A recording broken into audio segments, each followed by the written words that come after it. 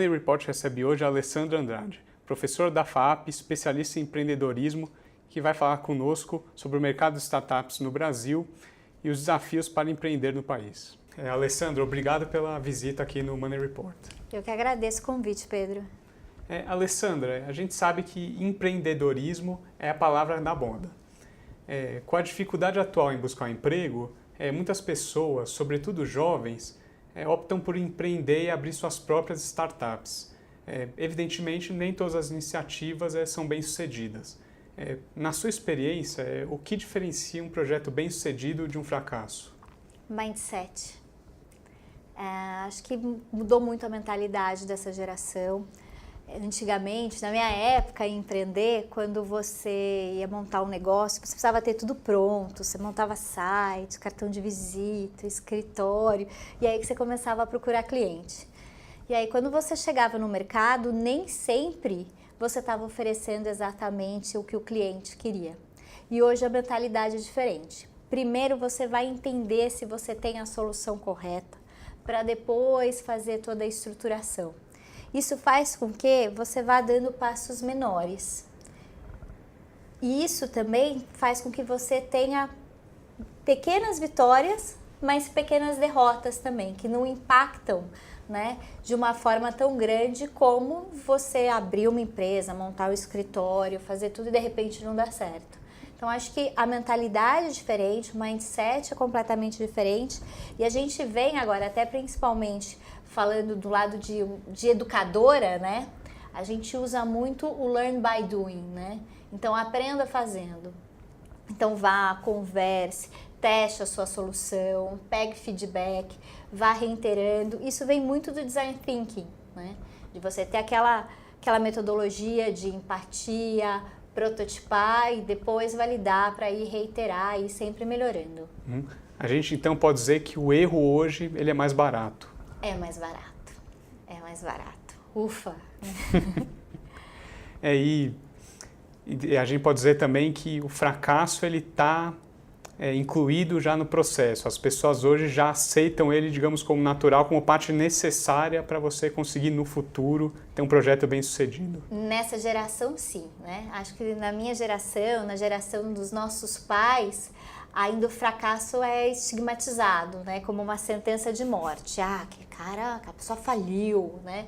E hoje não, você vê tantos empreendedores bem-sucedidos que faliram 1, 2, 3, 4 startups até acertar. Mas por quê? Porque empreender, às vezes as pessoas confundem, acham que o empreendedor é aquele que corre qualquer risco. Não, o empreendedor é aquele que sabe o risco que está correndo, tenta mitigá-lo e sabe principalmente que ele banca perder. Então você tem que sempre definir até onde você banca. E eu acho que essa é a grande mudança dessa mentalidade, dessa geração.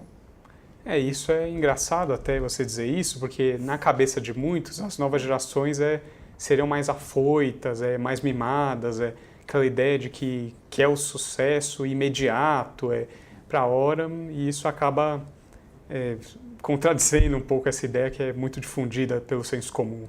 Eu acho que todo mundo quer sucesso, todo mundo quer trabalhar pouco, né? Eu não conheço ninguém que não queira isso, né? Mas a gente sabe que o caminho não é tão simples assim.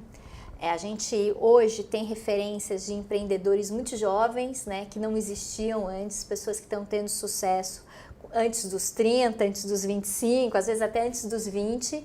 E aí faz com que isso se torne muito mais próximo dessa juventude, que eles possam realmente se espelhar nesses modelos. Isso é uma referência muito legal também. Um ponto importante também, agora olhando especificamente para casos bem-sucedidos, qual é o ponto que a pessoa tem que saber que seria interessante vender de repente a ideia para uma grande multinacional, uma empresa maior, ou ela ter um pouco mais de paciência e ter em mente que se tiver um pouco mais de calma, ela pode crescer ainda mais? Eu acho que tem momentos, né, que você realmente precisa de um grande aporte para escalonar. Escalonar é o termo que a gente usa para crescer exponencialmente. E isso é uma coisa muito específica de startups, né, onde você, com menos investimento, você consegue aumentar o seu número, o seu público, né, o seu mercado. Só que por mais que você tenha aí o seu capital, tenha a ideia, consiga estruturar, na hora de tração mesmo, você precisa de capital. E aí não é questão de competência, não é questão de conseguir fazer, é questão de dinheiro, né? Você precisa ter dinheiro para fazer com que o seu negócio passe para outros países, que tenha visibilidade.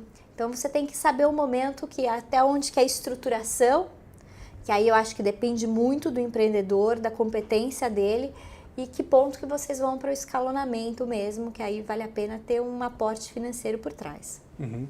E olhando um pouco mais para a situação, digamos, institucional do Brasil, a gente sabe que esse movimento em busca das startups, de criar startups, está muito forte, mas, por outro lado, a gente tem um ambiente também que é complicado para os negócios, é considerado hostil.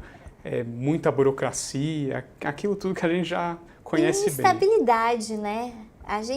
Se a gente fosse olhar esses 2 últimos anos do nosso governo, por mais que a economia até estivesse sendo equilibrada, né? A gente tem boas reservas cambiais, a inflação está sob controle. O mercado não tem confiança, e se o mercado não tem confiança, é muito difícil. Nesse momento, a gente não sabe como vai ser o nosso próximo ano, né? Pode ser de 2 jeitos completamente diferentes e a gente fica nessa ansiedade. Acho que isso, o brasileiro já está até um pouco acostumado com isso, mas quando você vai falar de investidores estrangeiros, realmente eles se assustam, né? Opa, né? Onde eu tô enfiando meu pezinho. E no Brasil, a gente ainda tem um problema de que se muda as regras muito fáceis e isso cria uma instabilidade jurídica muito grande. Uhum. E pensando através desse lado, você, na sua experiência, quais são objetivamente os principais entraves? Que reclamações você ouve das pessoas quando elas estão tentando abrir um negócio? A entrevista tem 5h30 para a gente falar de todas. Não é fácil empreender no Brasil, além dessa instabilidade política e econômica que a gente vive. A gente está aqui a gente vive numa Constituição, num conjunto de regras e de leis que já estão arcaicos para o momento atual de tecnologia, de desenvolvimento de negócios, né? Se a gente for comparar com os Estados Unidos e com países que são muito desenvolvidos nessa área de startups, né? Um investidor, se ele puser 100 mil na sua empresa, ele é responsável pelos 100 mil. E se você quebrar, ele perdeu 100 mil. Aqui, se eu, brasileira, ponho 100 mil reais na sua empresa e a sua empresa quebra, eu não sei o tamanho da conta. Porque tudo que acontece na pessoa jurídica infecta a pessoa física. Então, por isso eu posso perder minha casa, eu posso perder meu carro. Então, essa parte da legislação, ela é bem impeditiva para que a gente tenha aqui mais fundos atuando no Brasil, mais dinheiro estrangeiro vindo para esse mercado de startups. E é uma coisa que os políticos, de uma maneira geral, não estão olhando. Uhum. E pensando nesse sentido, quais medidas você acha que poderiam ser tomadas pelo próximo governo que vai assumir aí a partir de 2019 para melhorar esse ambiente? Bom, primeiro, assim, acho que a gente precisa ter um pouco de estabilidade, a gente precisa voltar a crescer. Nós temos aqui um potencial gigante de recursos no Brasil, que assim, não dá para imaginar o Brasil passando por recessão, com tantos recursos naturais, com o agronegócio bombando, né? Mas precisa criar um pouco mais de estabilidade, melhorar as regras de mercado e principalmente criar um código específico para negócios de tecnologia e startup e que a gente possa competir de igual para igual com grandes mercados. Uhum. E nesse código, que você acha que deveria constar? Eu acho que o grande problema do empreendedor, de uma maneira geral, é esse caso da pessoa física e da pessoa jurídica se misturarem, né? Então você tem uma ação trabalhista, né? E aí você está com a sua conta física bloqueada. Então isso realmente isso não acontece em países desenvolvidos, isso é uma coisa do Brasil e isso realmente dificulta, ainda de uma visão de que o empresário é o cara que está aqui para para tirar proveito, e não é, né? A gente sabe, eu brinco que nós não somos empreendedores, somos insistidores, porque empreender no Brasil tem que ter vontade mesmo, mas tem muita oportunidade, né?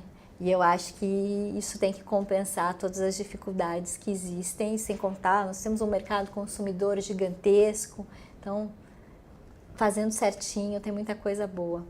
E para concluir nossa conversa, já que a gente está falando de questão mais institucional, como é que você vê essa discussão no debate eleitoral, se é que ela existe? Olha, todo mundo fala que precisa crescer, né? A gente tem aí dois lados muito polarizados. Eu tenho, como empreendedora, uma visão liberal, né? A gente precisa de menos Estado e mais eficiência. A gente tem um Estado hoje gigantesco que é responsável pelo déficit que a gente tem em conta corrente. E o governo precisa gastar menos e gastar melhor. Acho que a gente não teria condições de viver num regime liberal completo, porque a gente tem muito que desenvolver da parte social do Brasil, a população precisa de cuidado, mas primeira coisa, a gente precisa ter eficiência. Com eficiência a gente investe mais em educação, a gente investe mais em saúde, e como empreendedora, né, e como empresária, ficaria muito satisfeita de saber que todos os impostos que eu pago não vão para o bolso de ninguém e estão lá para fazer o bem, para desenvolver as pessoas e a população de uma maneira geral. Uhum. E olhando especificamente mais para startups, esse mercado novo, atenção, quase nada. Nada.